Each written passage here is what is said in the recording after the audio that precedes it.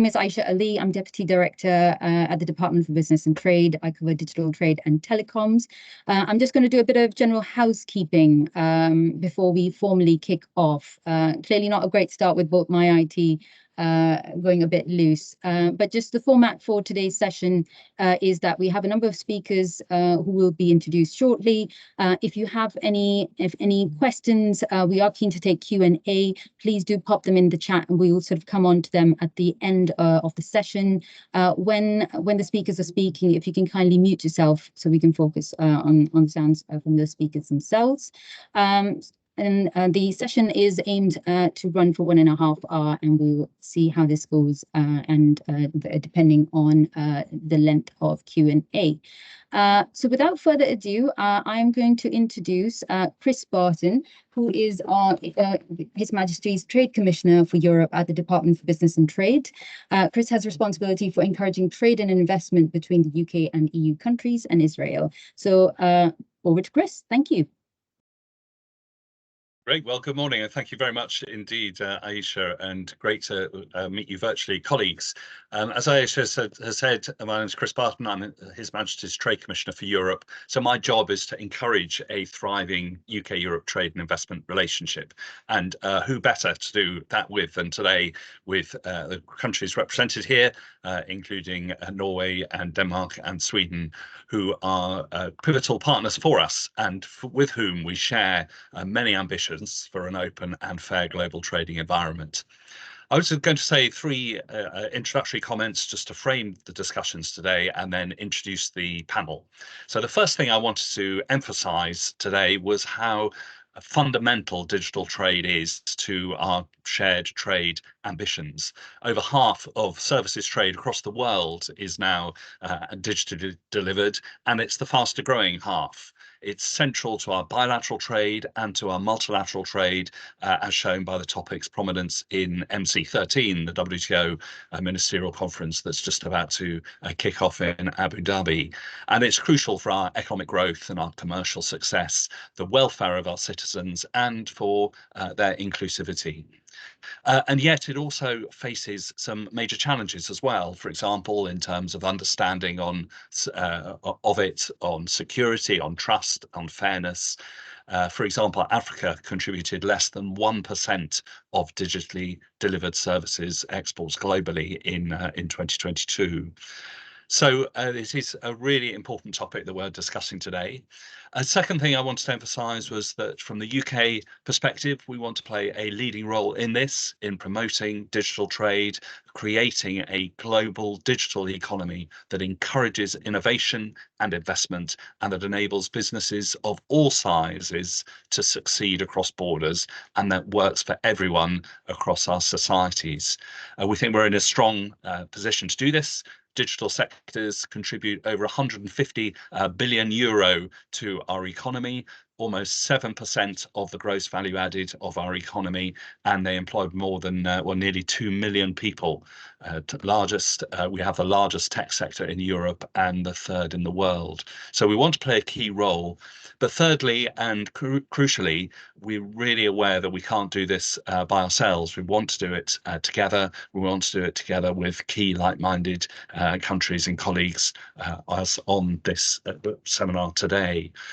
So we're working with our bilateral free trade agreement partners to agree forward-leaning digital provisions, for example, in our UK-Singapore digital economy agreement. We're working with fellow countries in international fora, such as the WTO, the OECD, and the G7. And of course, we're working with our closest like-minded digital front-runner partners here today, Denmark, Sweden, Norway, who I believe rank 2nd, 4th, and 5th, respectively, in the Europe Digital Economy and Society Index for 2022. And that's measured on key indicators such as connectivity, integration of digital economy, and digital public services. So this is exactly the right group for us to be talking together with, and really pleased you're joining us. Thank you.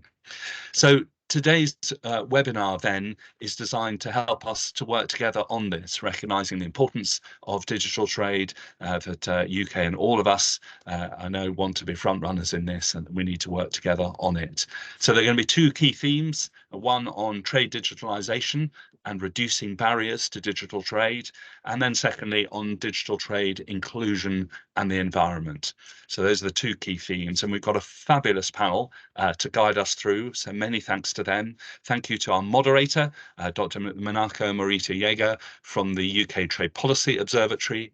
Thank you to Ayesha Ali, who you've already met, from the UK's Department for Business and Trade, to Emma Southernborg from Sweden's Board of Trade, to Dr. Wang from Denmark's Ministry of Digitalisation and Gender Equality, and to Frederick Syversen from the ICT Norway.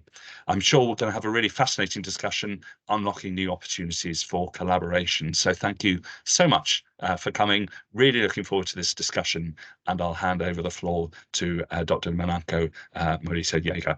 Thank you.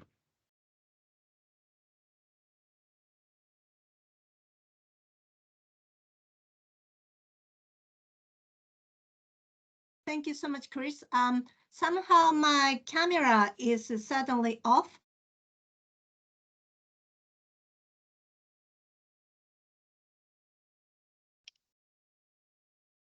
Nobody can see me? It is now enabled. Minako, can you turn on the camera, please? Okay, yes. So everybody can see me? Yes, can see you now. Yeah, I can't see anybody. Oh, all right. So anyway, my name is Minako Morita Yeager. I'm going to facilitate today's webinar, and I'm happy to introduce Aisha. That she is going to talk about the UK's perspective first. Aisha, you have floor. Thanks very much, Minako. The irony at a digital trade event, I think we're struggling with tech. I'm not sure whether you can see me. No. Great. Now I think it's working now. Great. So we've had a bit of an introduction with myself earlier on, and thanks to Chris's warm words on trade digitalisation. I think Chris has set it out beautifully, and I'm going to expand on that in a bit more detail. And I'm particularly going to focus on trade digitalisation and reducing barriers to digital trade. So where we're in the UK, we're keen to be a global leader in digital trade, and we have 5 pillars to our objectives. So the first one is access for British businesses to overseas digital markets. The second is free, open and trusted cross-border trade flows. Third is benefits for consumers and safeguards for businesses trading digitally. The fourth is free, fair and inclusive rules and structures that govern digital trade. And the fifth is digital trading systems that cut red tape. And it is this final objective that shows how high a priority trade digitalisation is to the UK. And what do we mean by trade digitalisation? Well, it's the use of digital technologies to transport every aspect of the end-to-end process of trade, moving from a world where many of us processes are manual and paper-based to one which is digital by default. In fact, our analysis shows that digitalisation of trade makes tools, processes and systems of trading faster, easier, lower cost and more secure for businesses. The impact can be quite dramatic, especially for small and medium-sized enterprises or SMEs. For example, the UK branch of the International Chamber of Commerce, the ICC, and the Commonwealth have found that digitalisation can, across 60 economies, large and small, would lead to an 80% cut in trade transaction costs, a drop in cross-border processing times from 25 days to 1 day, and a 35% increase in SME efficiency overall. So we're very interested in enabling businesses to reap these benefits, both in trade between the UK and Nordic countries and more widely. The question then is how we can help businesses to achieve these benefits in practice. And I'm going to touch on a couple of these challenges, particularly around the legal foundations for enabling digital trade and facilitating the development of interoperable systems. So to kickstart on the legal foundations, we have established a legal basis for the use of electronic trade documents with legislation brought into force in September last year. the Electronic Trade Documents Act, which many of you may be familiar with.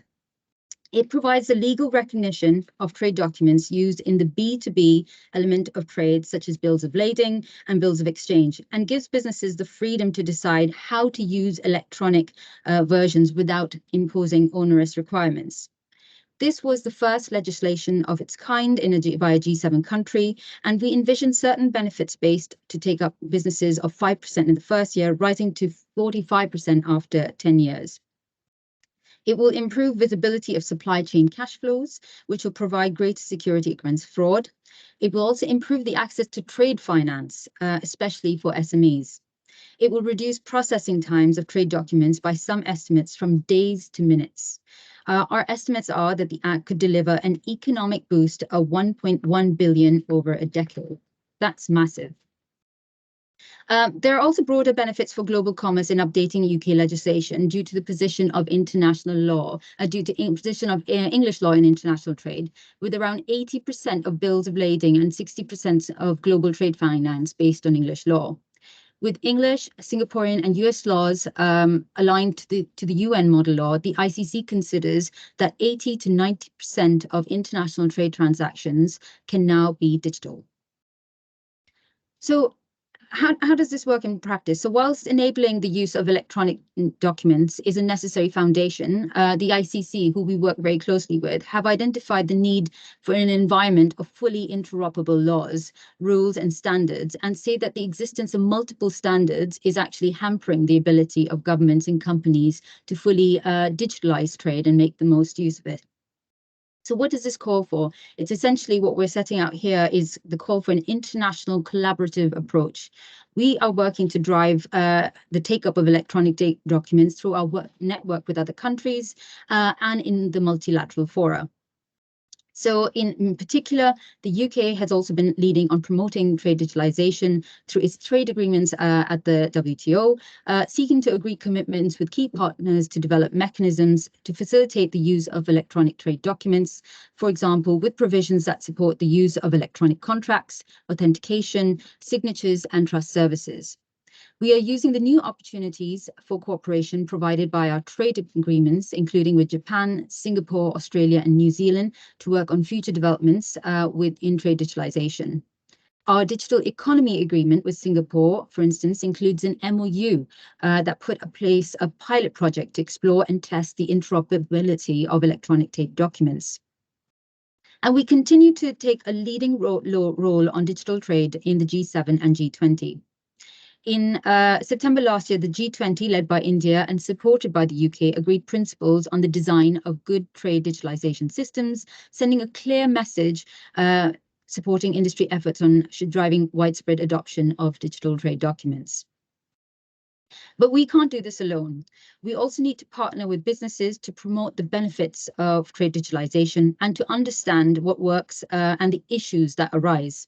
Work is underway on initiatives to promote this message to the business community. So, for instance, we're working very closely through government-led and industry-led forums, including the National Trade Facilitation Committee and task forces set up by Barclays and Tech UK.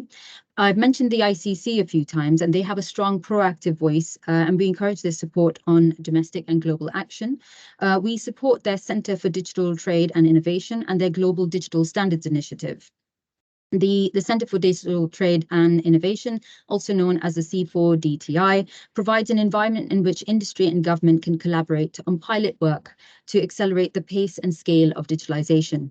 It houses a legal assistance task force, which provides technical assistance and capacity building to support and help low to middle income countries to digitalize commercial trade documents and align legal systems to the UN model law. The Digital Standards Initiative, on the other hand, is a public-private partnership working to establish a globally harmonized digital trading environment by developing open trade and technology standards to promote interoperability. The ICC WTO Standards Toolkit for cross-border paperless trades is another important work stream for the DSI, and a comprehensive map of nearly 100 digital trade standards, frameworks, and initiatives. The toolkit is an attempt to equip partners in global supply chains with the tools they need to engage with digital trading systems. So it's a really exciting agenda, but essentially it's one that we in government look forward to working with businesses on to ensure that we can maximise the full benefits of this. And I'm in particular really interested to hear about your experiences on digital trade and the challenges that you're facing with widespread adoption or implementation. So without further ado, I'm going to pass back to Minako, please. Thank you.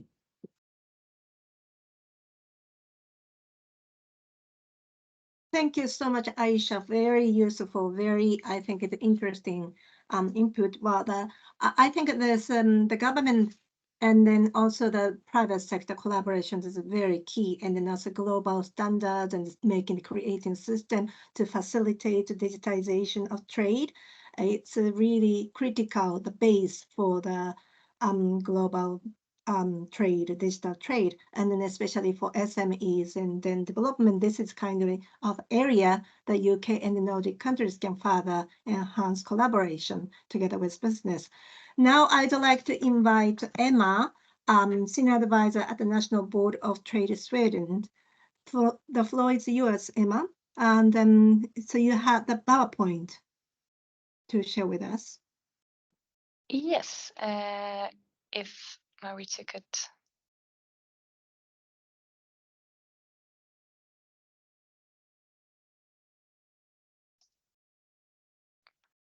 Unfortunately, I cannot have control over it, but maybe I can. Yeah, you can tell me when to move the slides, Emma. Thank you. Okay, perfect. So my name is Emma Sövenborg, and as Minako said, I'm from the National Board of Trade Sweden, and we're a government agency under the Foreign Ministry. And for you who don't know who we are, we give support to the Swedish government in different trade policy issues. We write reports on different trade topics. And we talk about or talk to Swedish industry, what their issues and challenges are with trade. And I'm focusing on digital trade and services. And today I wanted to talk to you about the digital trade and its connection to sustainability. Because we know, as Aisha also mentioned, digital trade brings a lot of opportunities, both for SMEs in our countries, but also for developing countries. But these opportunities doesn't come automatically, and the digital economy and digitalization of trade also bring a lot of challenges that we need to address to be able to realize those opportunities. So I wanted to start with talking about some of the opportunities. So you can change slide.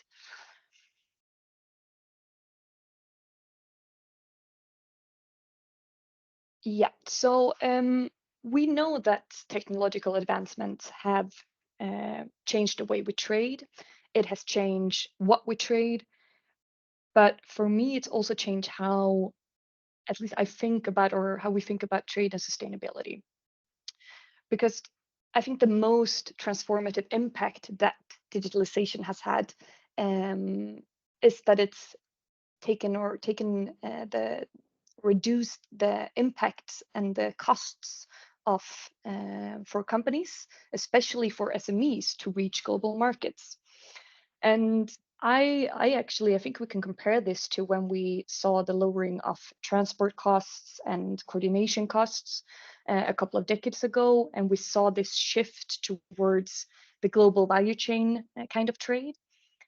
I think we're going through the same kind of shift, technological shift now, but we're moving towards what we call digital trade.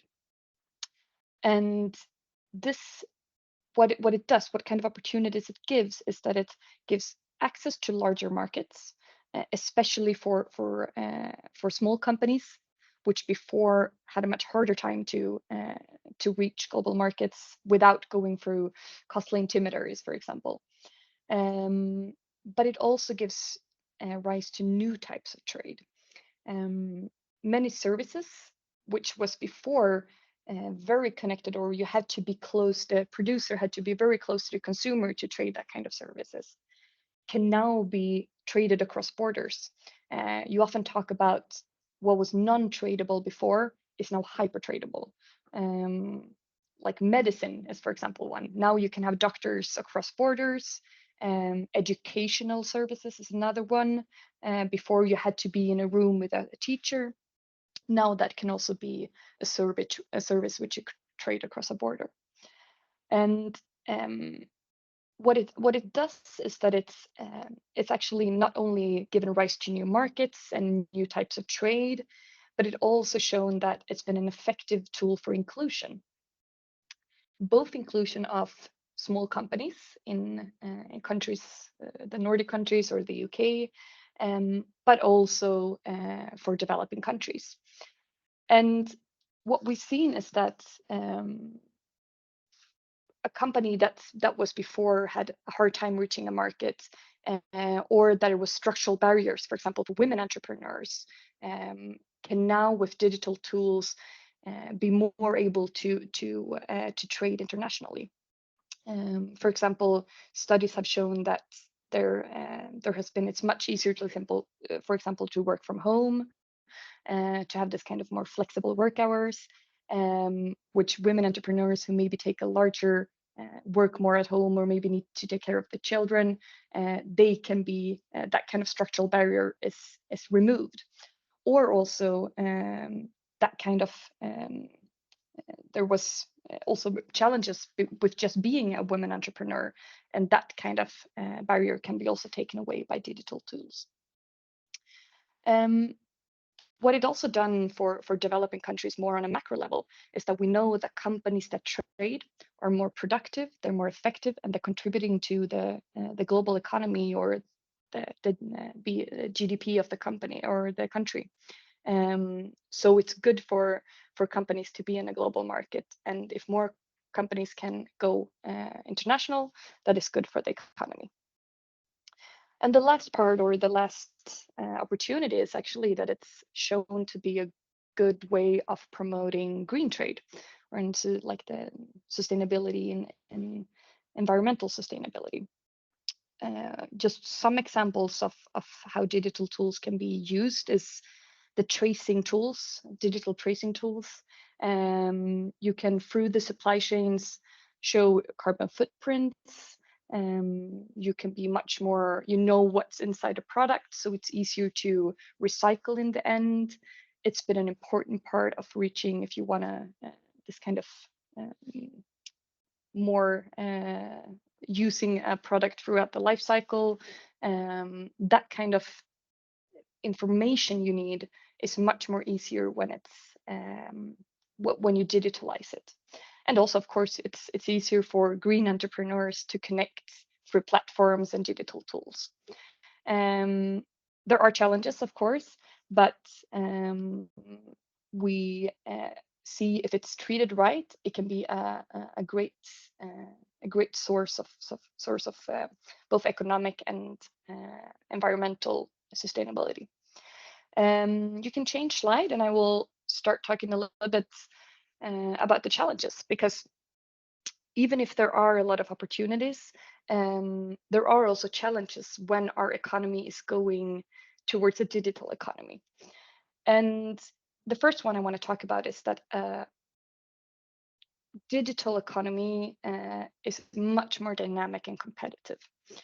And by that I mean that, for example, in our countries, it's very easy. All companies are connected to the internet, for example, but we have to remember that large part of our of the world, the countries in the world are not connected. So when these kind of new demands are brought by countries, for example, the EU, we talk about a digital passport, for example. When these kind of new demands where the suppliers throughout the supply chain needs to be connected, there is a risk that you're excluding the most vulnerable groups and companies far down the supply chains, which are not connected today. So this shows how important it is when you're digitalizing trade. You have to also have like complementary policies, connectivity, to be able to, for those countries or those companies to reap the benefits. And what I think is also interesting, I talked about how small companies are relatively more or benefit relatively more from digital trade. What some studies show is that that's true, but this power that you have with more information is captured by some lead firms, and maybe also those small producers further down the value chains, the coffee farmers in East Africa, for example. They are now much more easily replaced, because the lead firms, for example, can see that, oh, that supplier is now a little bit cheaper, I will change to that supplier. So what we see is a global value chain that is replaceable, and maybe what was before built on a relationship between the suppliers and the lead firms are now, with more information, much more dynamic, and that can hurt those exporters in the developing countries. Of course, it brings a lot of challenges to companies in our part of the world as well. Privacy, cybersecurity, consumer protection are only some, but also what we've seen, and I think many companies are talking about, it's this kind of market concentration, because we know that the digital economy is by default much more ruled by network effects. The role and the power of data is so important in a digital economy. So if you are the company that has the data, it can be easier for you to capture the whole chain, and it's much harder for maybe small entrepreneurs to come in with innovative solutions in the vertical supply chain. And that is something like all of these, the market concentration issue, the cybersecurity, it demands policy interventions. And governments know this. So they are regulating in a really high speed.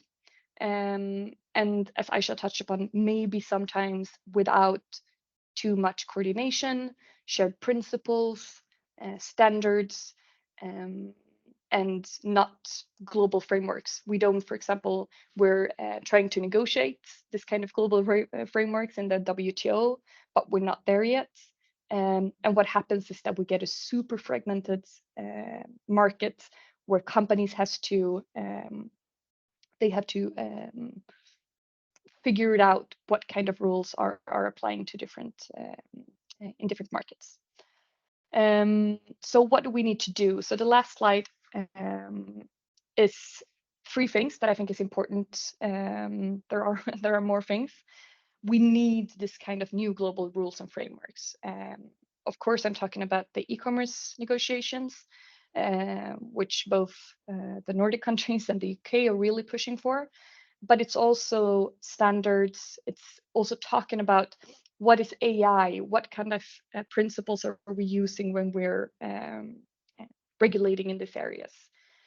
But secondly, we also need meaningful representation in those negotiations or in the standard setting bodies.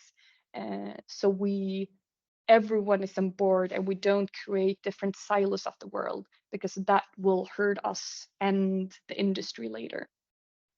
And then thirdly, I think it's very, very important that trade rules are, of course, part of the solution, but they will not be able to solve everything that has to do with digital trade. We need rules in taxation, competition, connectivity, infrastructure. Trade rules are an important part, but it cannot do everything to realize the benefits and avoid the barriers that are faced by this technological shift. Yes, I think I'm going to stop there, and we can come back if you have any questions on that. Thank you so much.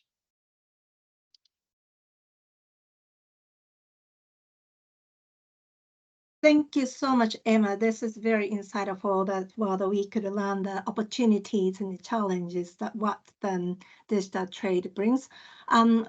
very briefly, if I may, that giving a comment to your initial remarks, it's I understand every country, even the UK and the Nordic countries, they are actually the most kind of front runner of the good, the high level of this data governance, even though there are so many challenges and then opportunities that the digital government has to address.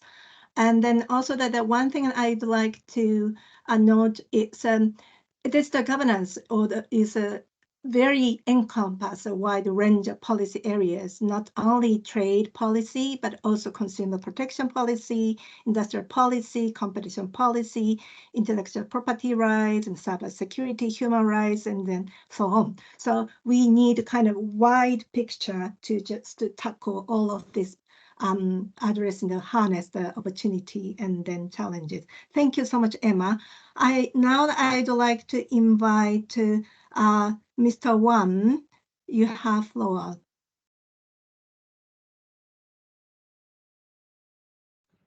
Thank you very much, I can fully recognize and also buy into what you just commented on, that we need to see holistically on government policies when we talk about digital trade. First of all, I would like to thank the UK government for organizing this event. Very timely, also pinpointed by Chris Barton in the uprun to VTO MC 13, all the issues that Emma has raised here is a very good framing of the broadness of issues that are on stake when we talk about digital trade. And in my opinion, much is at stake in the uprun to MC13. Digital trade including also data flows across borders of non-personal data, is essential to the current and future economic growth, where digital has become pivotal for business operations, trade, and research and development. No need to emphasize that we are living in a rapidly increasing digitalized world. In our region, as also mentioned earlier, we have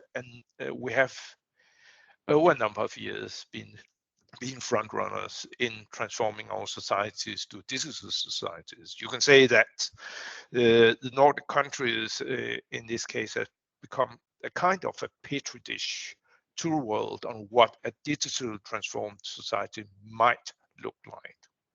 I'm not saying that this development has come without forms.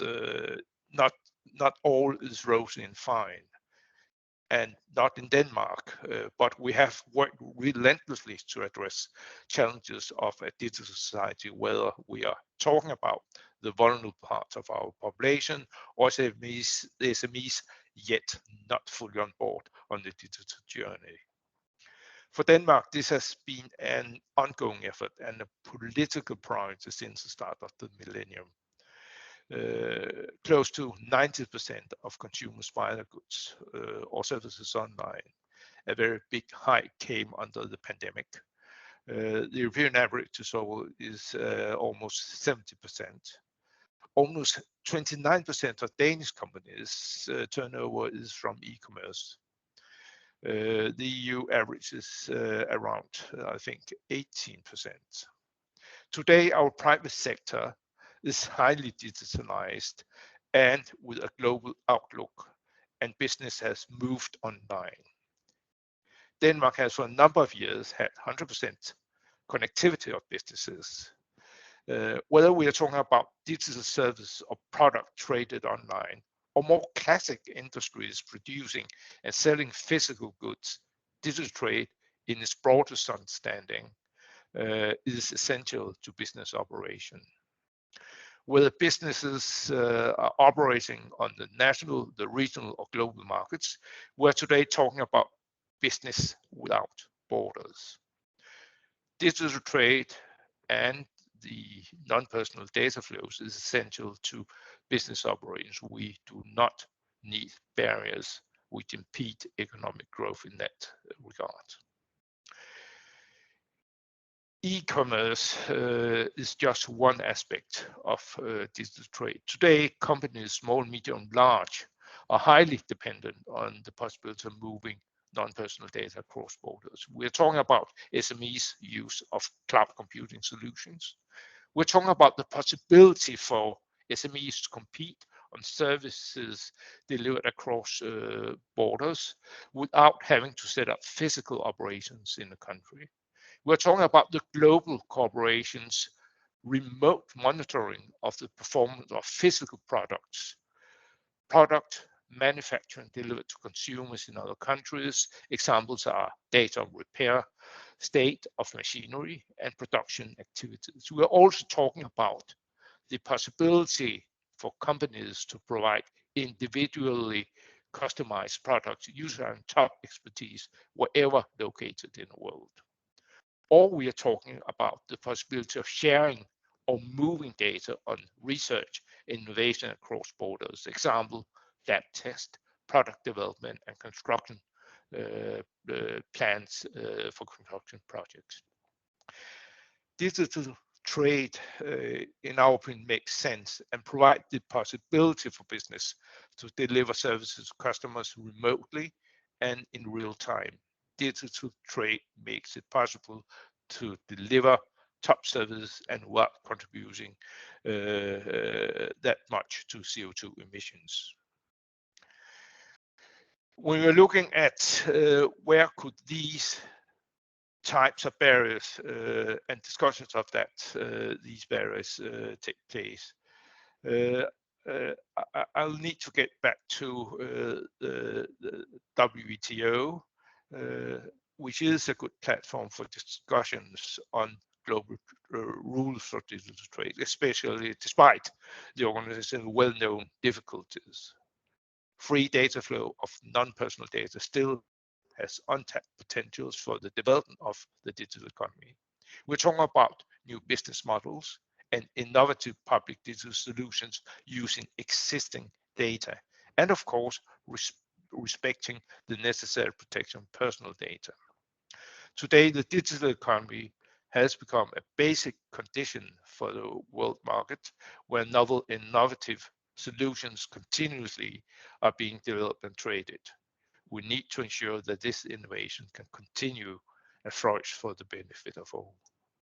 We simply need to ensure the continuation of the WTO moratorium on imposition of customs duties on digital transmissions. And I also fully agree on the number of opportunities that Emma mentioned in her presentation. It lowers the entry barriers for SMEs and in principle provides a more transparent, a more competitive market, which of course also has its challenges. This is also why the global rule setting must avoid raising national economic barriers such as customs duties or national protective regulation, which will become detrimental to all and the global digital economy at large. Thank you very much. I will stop here.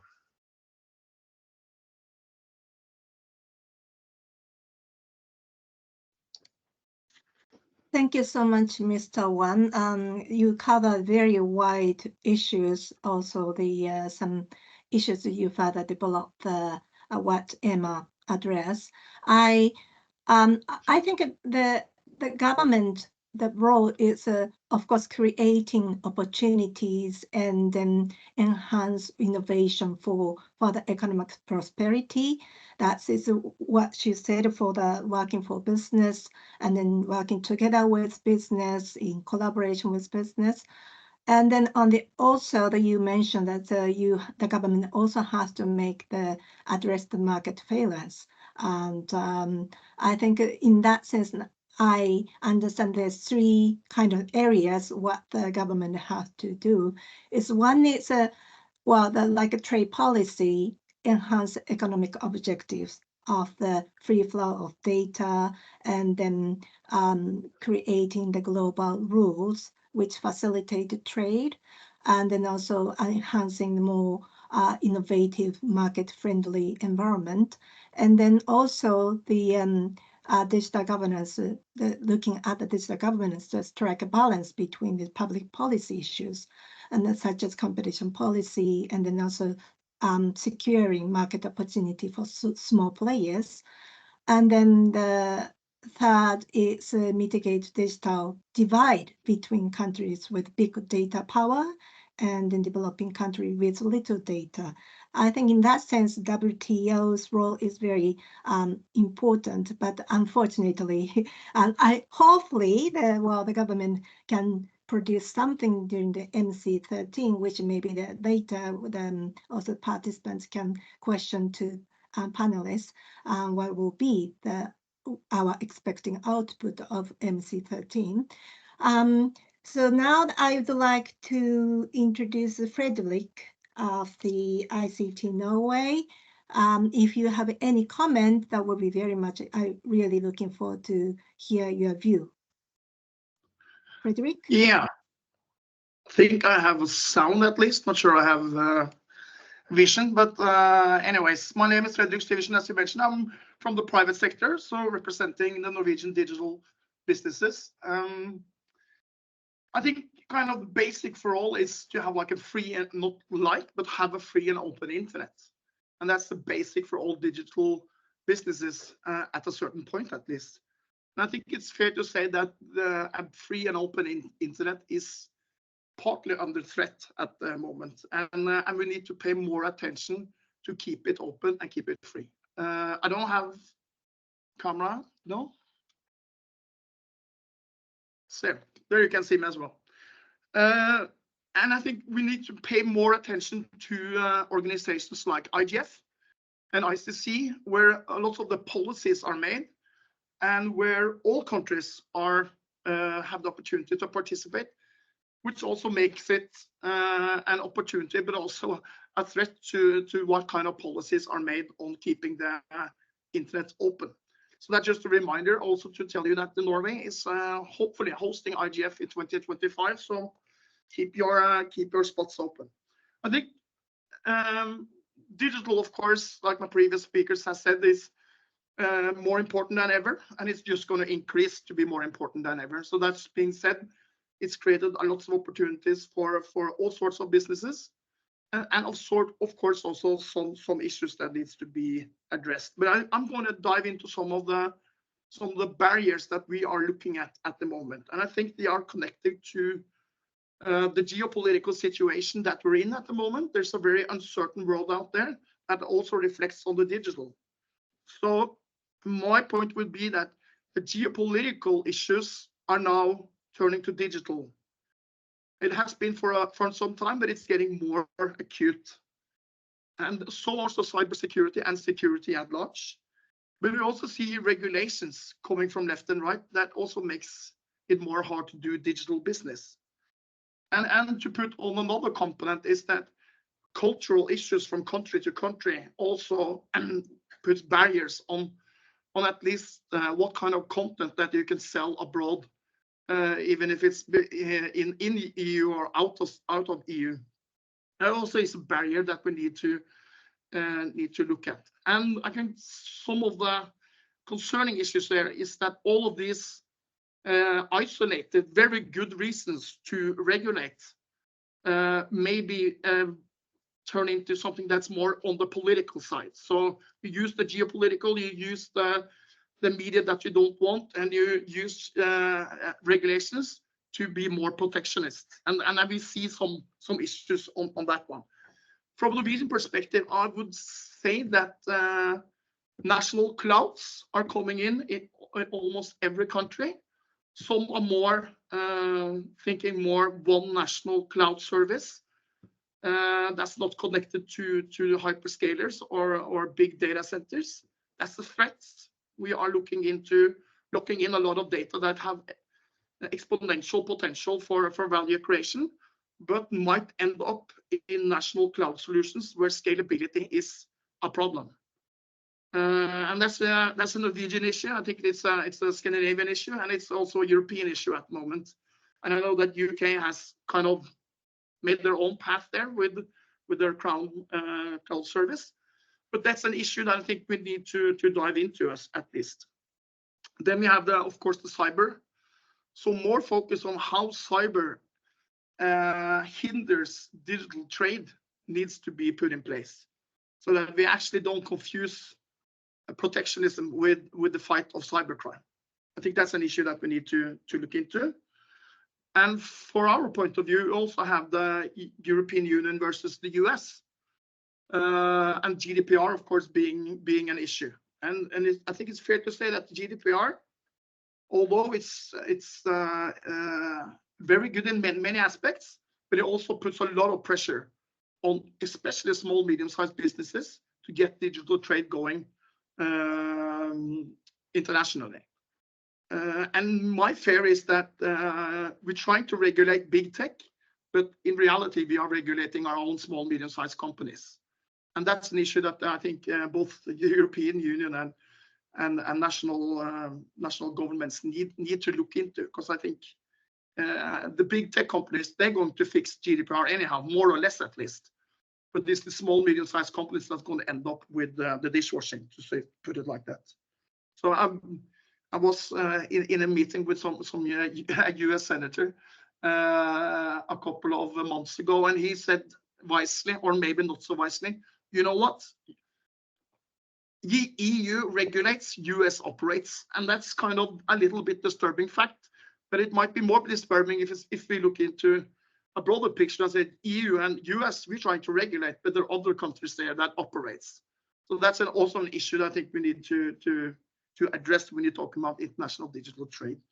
So maybe I'm a little bit party pooper, but anyhow, that's some of the threats that we are saying. It's also, we have to say that digital trade from Norwegian perspective is 80–90% fine, but we see some disturbing clouds on the sky at the moment, and I think it's needed to address that. So that's for me. Thank you.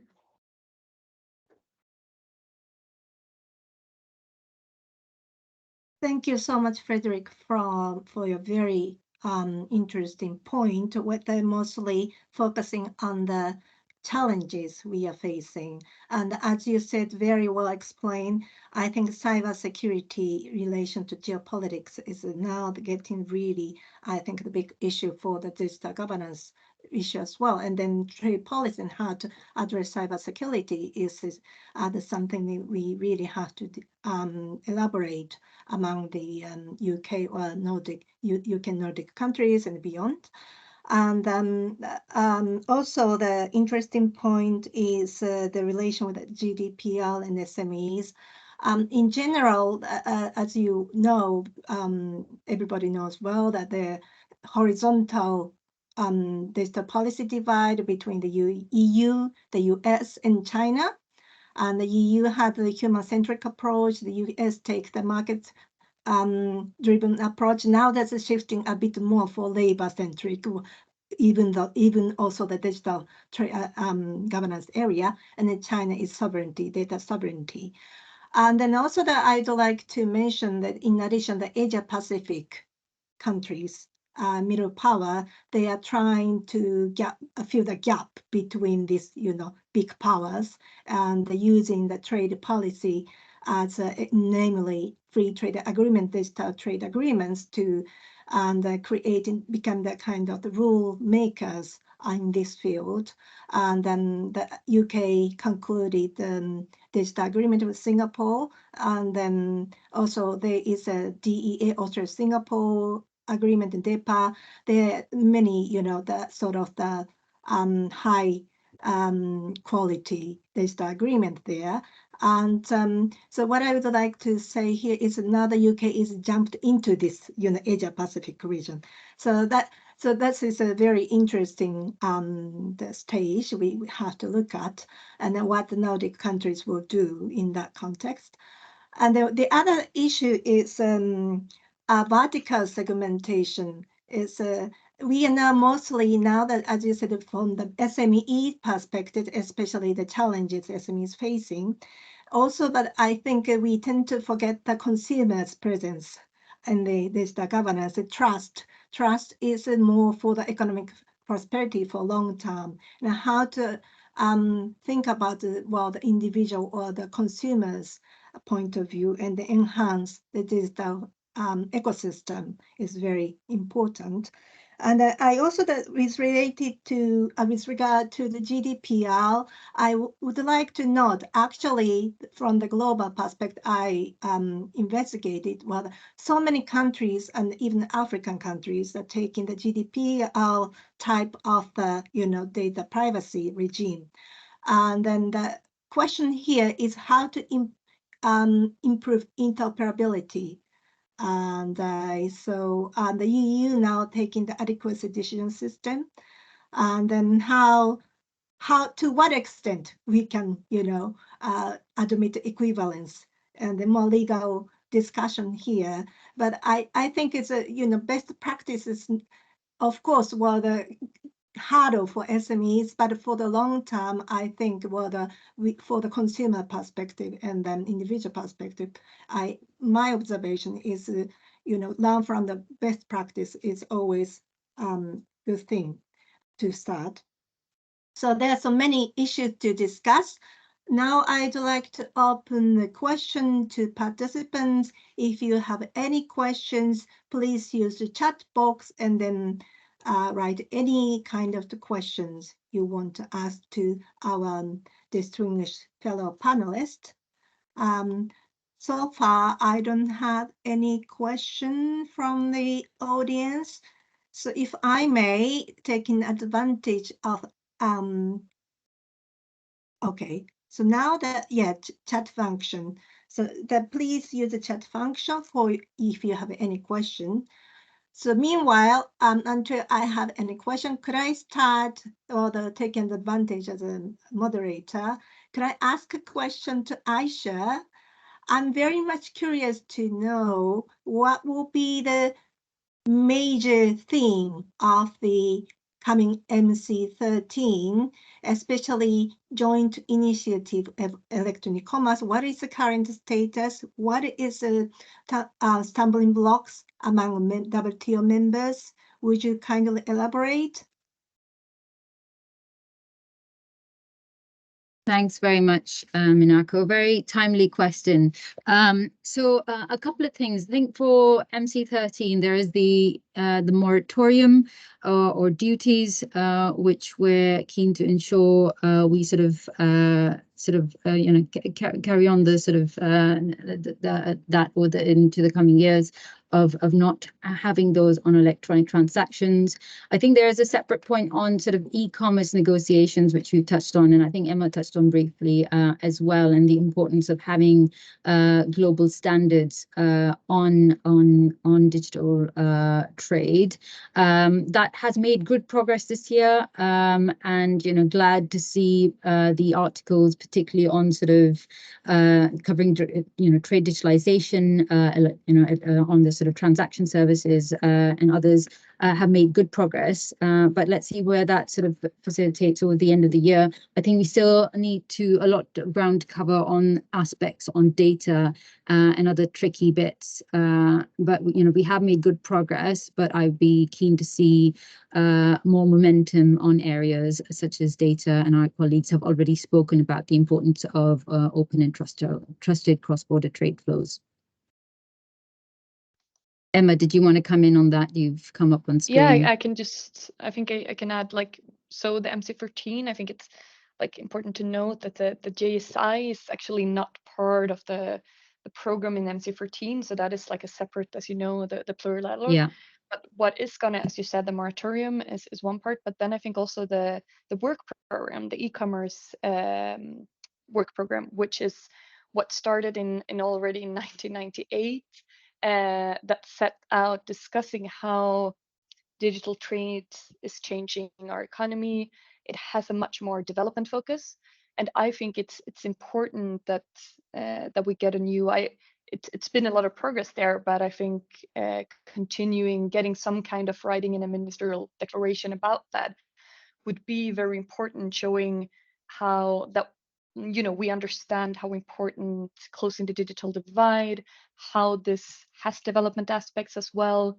I think so. So I would I'd like to highlight the work program and the importance of getting something like new commitment and new maybe energy into that discussion.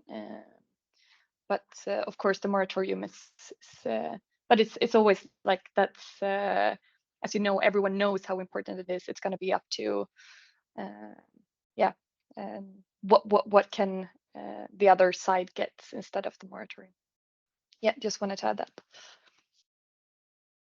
Thank you so much, Aishan and Emma. Could I just say, well, you said, well, the joint JSI is not the part, not the, you know, the list of the SMC 13.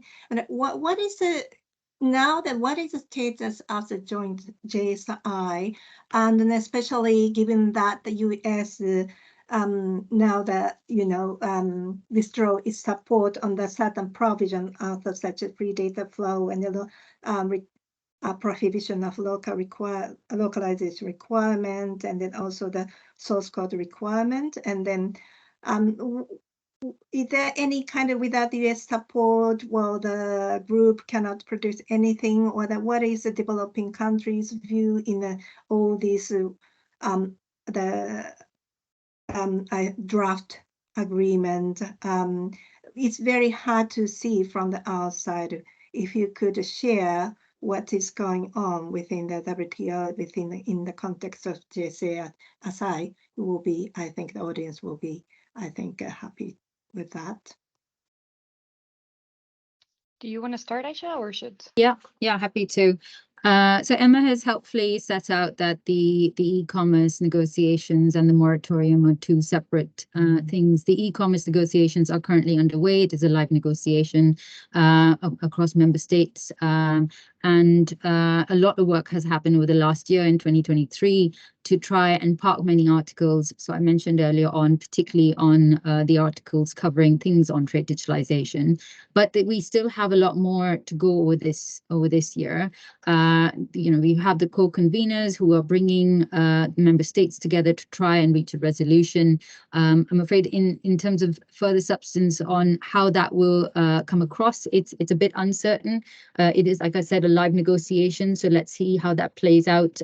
We continue to meet with member states. The co-conveners are trying their best to form a consensus between members, but these are tricky issues, and you know, with different sort of political situations across different countries, but I think everyone is there for a purpose. We are trying to reach a global consensus on rules on digital trade.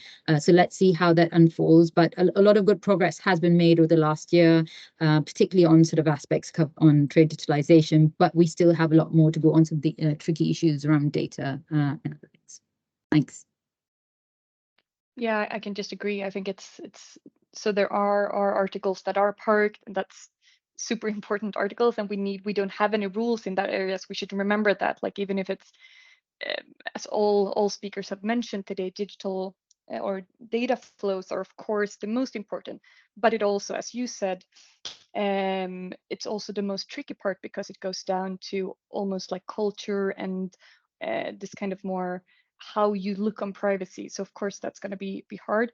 And I would just say, like, I think it's very sad that the US has now taken a step back, and also I've looked into the e-commerce negotiations from African countries' perspective, and I think that is what is really interesting now. Is 2 days ago the African countries in the AFCFTA concluded their digital protocol. It's only 2 countries within the AFCFTA who didn't sign this, and I think that also shows, because what we know is that it's really a lack of participation from African countries. It's only 7 countries, I think now, or maybe 8 with Gambia, that is part of the JSI. So I think that is also super, like everyone else is moving ahead. I think that's that can actually contribute to the JSI negotiations, seeing like we also need to move ahead. But I hope that at least those part articles will be concluded. And we know like that's trade negotiations. It's hard to conclude everything. Maybe if you can get some kind of phase one, I think that would be brilliant. But even better if data flows and source code is included. But we'll see. The co-conveners are working hard, I think.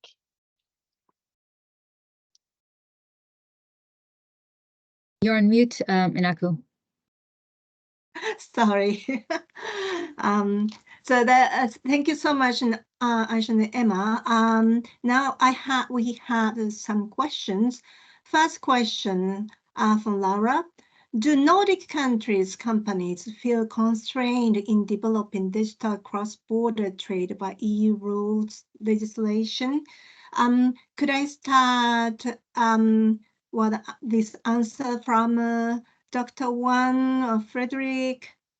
Frederick, you are here. I would basically no, but I would still say that GDPR is still an issue if you consider that EU regulations, and I do that, and we need to get like a privacy shield with the US be really in place. I think it's fair to say that at least from a Nordic perspective, and especially Norwegian, I would say 80% of our SMEs are running their business on either Microsoft or AWS, and of course that's a major component in digital trade. So without getting that privacy shield on board as fast as possible, and I know to some extent that's some of the most pressing issues from at least my businesses here in Norway. Thank you. Thank you so much, Frederick. And how about your answer, Mr. Wang? Thank you very much. Just a very short comment. I fully agree. We haven't heard any specific issues on cross-border trade regarding EU within the scope of EU regulation. But I'm not saying that that things are smooth and fine. But I think our business has pretty much got used to it. The issue of GDPR is an issue that comes back, which challenges, I think, both inside and outside the European Union. But it also has the perspective, at least with the GDPR rules that we have, to bring some trust in possible in the area of consumer trust, where voices across Europe also heard of concerns. But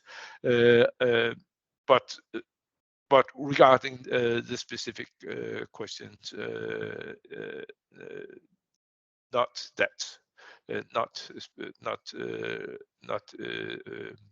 issues that has been raised in that regard. Very interesting. I can also just add from the Swedish the companies that we talk to is, I think, like, we have to remember, like, when we talk to them, it's they solve everything in the end. Like, it's a matter of how much it costs. Like they say, the more fragmented regulatory environment they're facing, their cost of legal support goes up. And they say that means that they can put less resources on innovating or becoming more competitive. So I think it's not, and I think that is super important to remember, like with these barriers, it's not like digital trade is stopping completely. It's that companies have to spend relatively more on compliance, and then they can spend less on becoming competitive. And I think that maybe is an issue for both the UK and the EU. How do we make sure that our economies are competitive in the long run in the digital economy? And we as governments have to making sure that we make it as easy for them and lower their costs for compliance, so they can spend that on being as innovative and good as they can be. Thank you so much. Now that I have the question from my colleague, Center for Inclusive Trade Policy, Skala.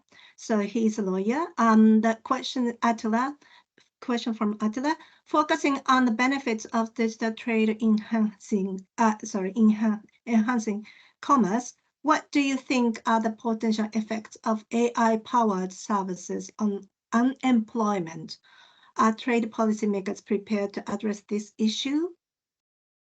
So who'd like to take this question first?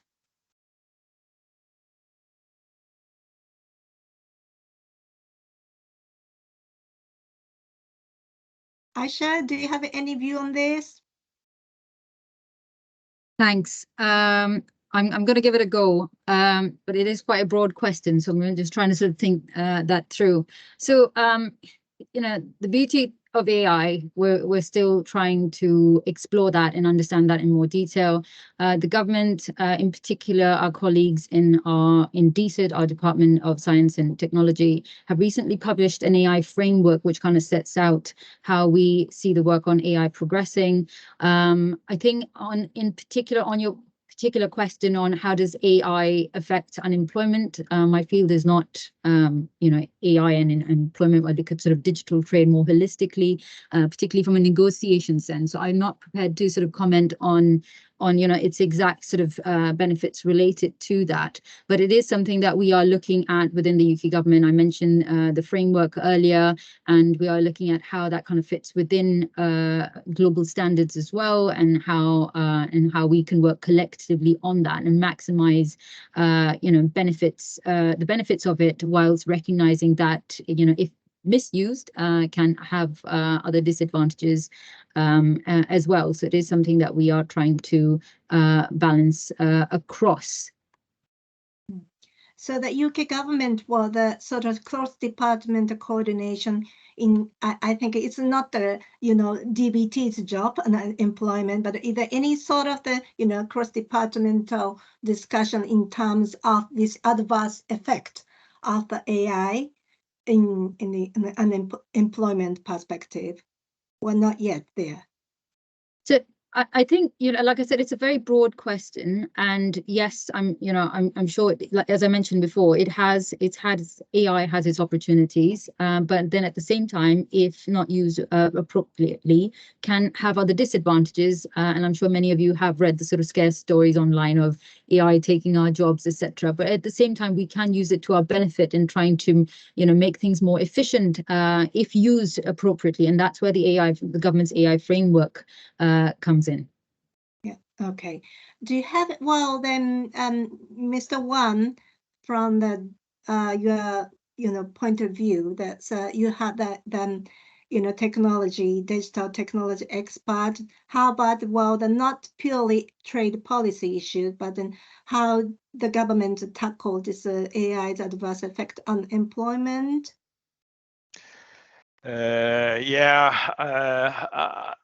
We are still very much in the beginning of policy development here.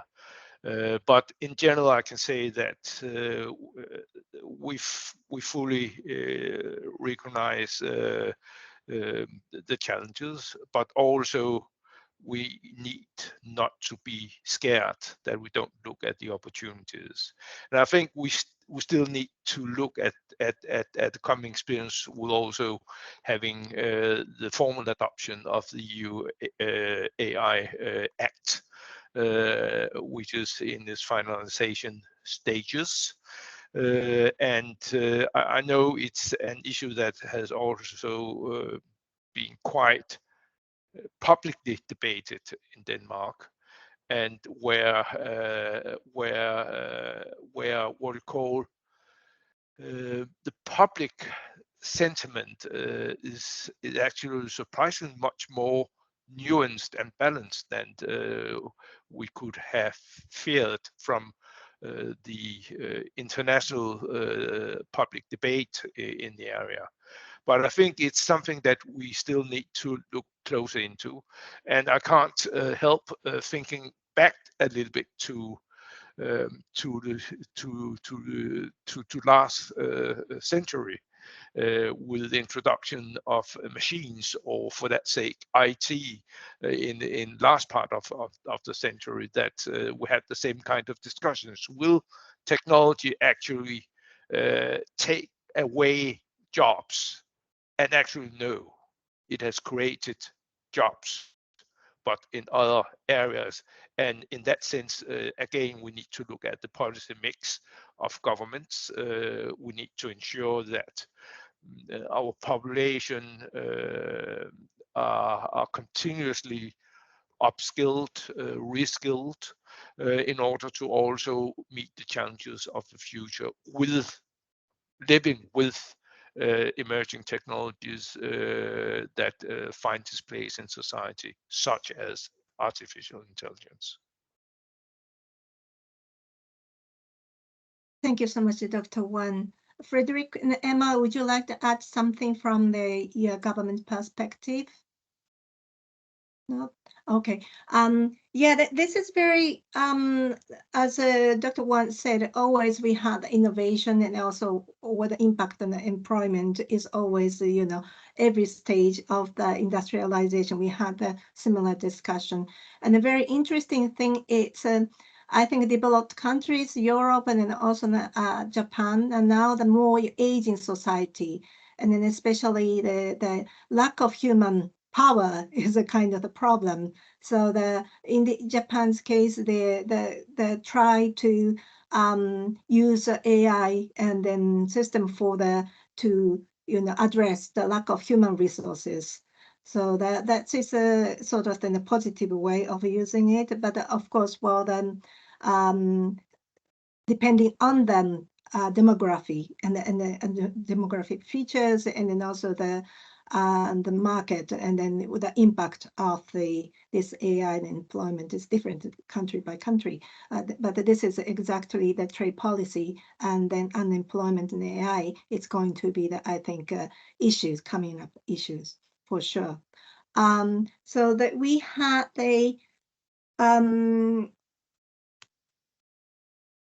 so far, also not the question, but one sort of the comment from Philip from the UK Innovation Agency. So it's somebody who is a participant which working for the innovating company, and they would like to get to know more about the innovation ecosystem in the UK. And there is the contact point written in the chat. So please feel free to contact with this contact point if you are very much interested in. Now that we have covered a wide variety of issues here, if I may, I'd like to have one more question to each panelist. Sort of what is normally now here is Nordic countries, and Norway is in a unique situation, not unique, but not EU member countries. And then what is it when the UK and then Nordic countries, like-minded countries, is there anything special which the UK, EU cannot do, but UK, Nordic country can do, cooperate? And if so, what kind of area and what kind of approach, and how to differentiate from the EU as a whole, and then Nordic countries' perspective? So could I have your view from who would like to take question first? Frederick, do you have any view on that from the Norway's perspective? I think Frederick has left. He has left. Yes, I think so. Okay. But I can. I think that's an interesting question, and I know I worked with with the Brexit negotiations and afterwards with the TCA implementation. And I think this question comes up a lot, like what can we actually do bilaterally, and what is, it's a kind of sensitive question, what is EU competence here?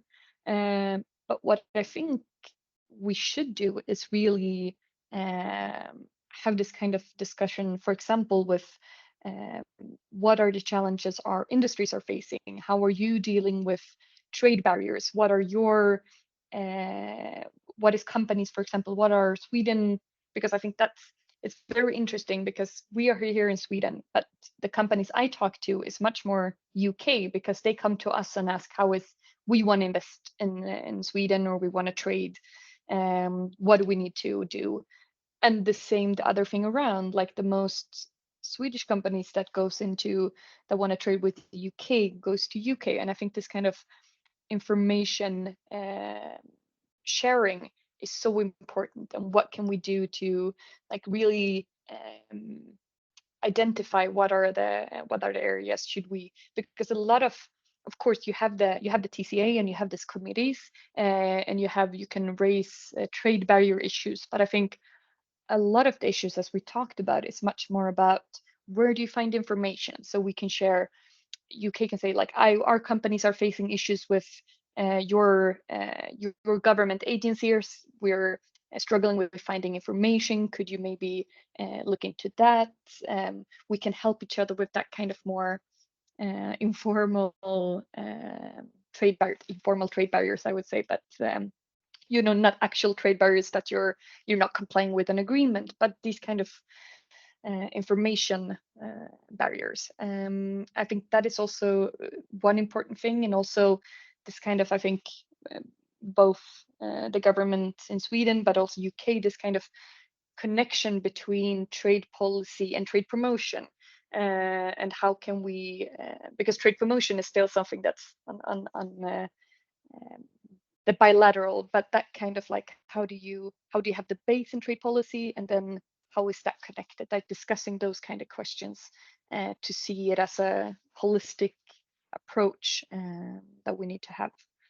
But I think that talking, and I think it's been such an important, for example, with the British embassy here in Stockholm, that we can have this kind of discussions. What is your view of this? Does that is it the same that we have? What can we, and they can bring it back to their government and so on. So I think more of that. Thank you. And then how about Mr. Wan? Well, I think I don't have much to add to that. I think the importance of transparency and a continued dialogue is quite important. Is quite important to have, and no need to say that the UK market, well in or outside the European Union, is an important market for Denmark too. And in that case, we try to help and assist our companies as much as possible. And I believe that Danish companies with vested interest in the UK do also benefit from contact directly with UK authorities. Thank you, Dr. Wan. And then from the UK's point of view, Aisha, please. Thanks. I would agree with Emma, where I think it's less so about what we do differently, but more of what we can do together. At the end of the day, this is about international trade, which is about trading across boundaries. And the more we can interact, communicate together, that would benefit us collectively. Earlier on, I spoke about interoperable standards and ensuring that we have that sort of that we can speak to each other in trade terms is hugely important. If we have different standards, we will just make it more difficult for businesses and more difficult to do trade. So the more we can, join up on that, the better it is. In our session today, we've spoken about the e-commerce negotiation, and I think in my earlier sort of blurb, I mentioned the the pilot that we've done with Singapore as well on trade digitalization. So the more we can join up and in particular learn from businesses and the challenges that they're experiencing is hugely important. Just want to take this point to mention an industry-led pilot that the ICC actually did. It's published online. It's a report called "It's Now or Never" on trade digitalization. It looks at best practice across different companies and how they're adapting to trade digitalization. So I think the more that we can do this between our countries, where we share best practice, where we learn, we can see how we can share those standards, is hugely beneficial. Thanks. Thank you so much. Now that we going to close to the moving to the final session, I'd like to have the final remark from all my fellow panelists. All of given that we covered a wide variety of issues today. So if you had any issues, particular issue or more broad issues, whatever is fine, you have any comments on this, you can have the final remark. Shall we start from Mr. Wan? Thank you very much. I don't think I have that much to conclude with, other than I'm very happy with having the opportunity to have this deliberation here at the event, and also good to have again to reconfirm that we are pretty much aligned in our objectives and goals, and trying to ensure that our private sector can thrive under whatever conditions might be regulatory or geopolitics, etc. But I think it's important to have this conversation continued, and of course from Danish government side, we really are looking with anxiety and suspense to what might come out of the MC13 at WTO. Thank you very much.